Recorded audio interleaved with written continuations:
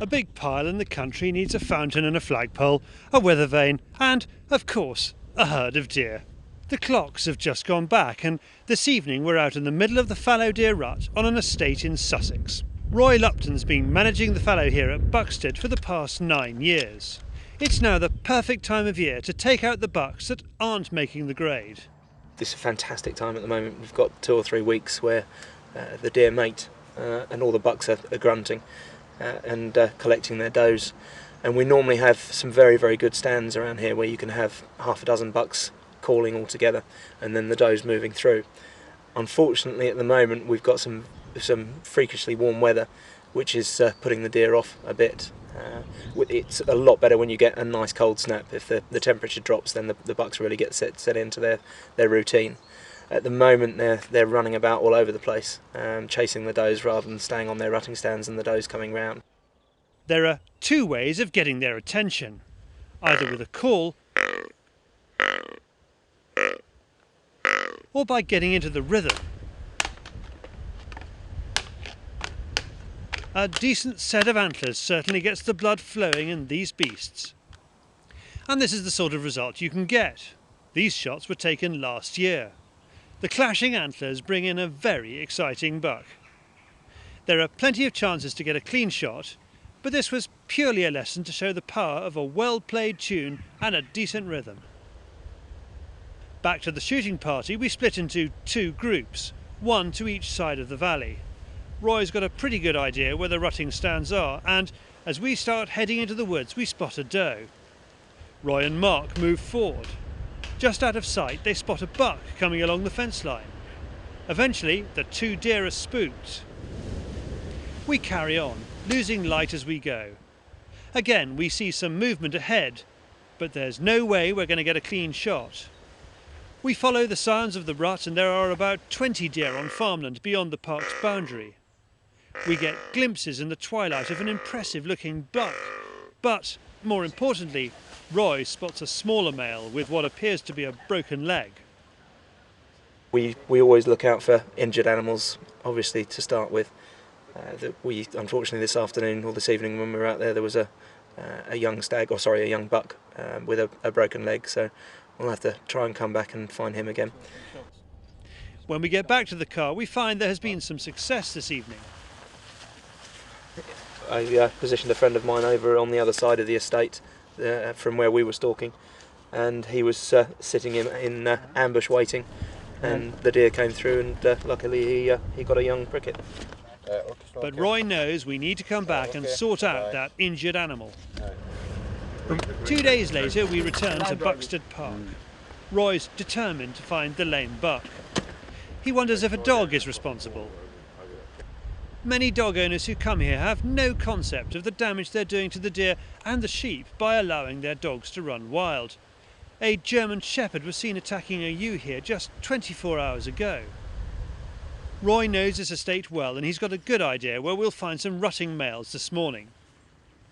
After a bit of a squeeze we find ourselves overlooking a pocket of woodland. Within a few minutes we spot some youngsters, and then from just below us hobbles our target.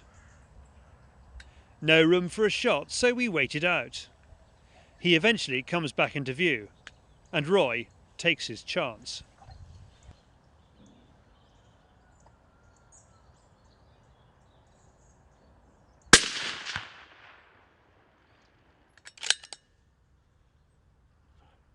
We know he's down, but there's still a buck calling in the wood. Roy hits the antlers, and from our right comes another buck. Just before he has a chance to clear the fence, Roy shoots him behind the shoulder and stops him in his tracks. Roy and Gary can now leave their position and we can find out exactly why the first deer was limping so badly. I mean, this is one of the main reasons I wanted to come back this morning, to try and find this buck, because the other night when we were stalking we saw him at last light, and you could see that he was limping really badly and it looked like he had a broken leg when we were watching him the other evening. And luckily he came out with the other bucks. The big buck was chasing him about and I just had an opportunity to get a quick shot off, and it turns out that he's lost one of his feet which is obviously an old injury that's healed over reasonably well, but he was still struggling, and at some time he's lost an ear. I don't know if he's lost an ear or was born with that one, but very unusual.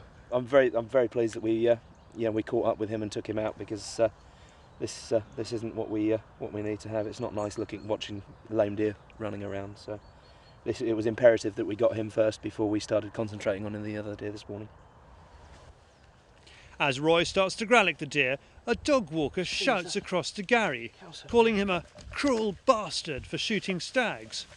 Roy, frustrated by the ignorance of some of these people, decides to show the woman exactly why he was committed to finding this animal today. It's not cruel. We're taking out injured animals. And the most of the injuries are caused by dogs.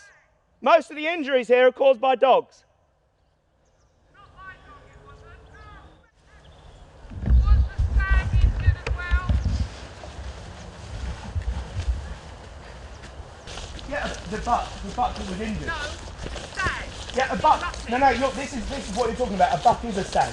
Yeah, but the one that's been rutting. Yes, the two boys. Not that one. There's two large bucks that have been rutting, and we haven't touched those. Well, that's what I was asking. Right, no, because we're trying to promote those. We're trying to promote those bucks coming through.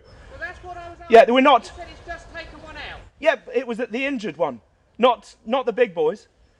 I mean, I stalk for the grounds, and we're trying to promote. I understand that. We're trying to promote the better bucks. Same line, I understand all of that, but I do object to just taking them out for the fun of it. We're not taking them out for the fun of it. We're doing a controlled management plan. You come across that often? You do come across it often. The funny thing is that the majority of injuries we end up with on the park, the majority of the injuries that occur with the deer here are all dog related. So she's a dog walker, letting her dog run free all over the place, and all of the deer, at certain times of the year, end up getting chased by dogs, end up in fences, losing parts of their legs, losing other parts of their anatomy through getting stuck in fences, or just getting trapped in the fences and then the dogs kill them. So I feel it's part of our job as stalkers to try and educate the public about what's going on, to try and make sure that their dogs are not running out of control, because we lose an awful lot of deer here through people with dogs, either running them up against the fences and the dogs killing them. And when you go over to the people and try and explain what their dogs are doing, they just think it's perfectly natural and their dog's just chasing the deer and having fun. But you end up with an awful lot of injuries to the deer. We lose a lot of fawns earlier on in the year with dogs catching them in the bracken. So any chance we get of trying to put our point across and educate them, hopefully it'll make a change, but I very much doubt it. Roy feels he's been firm but fair.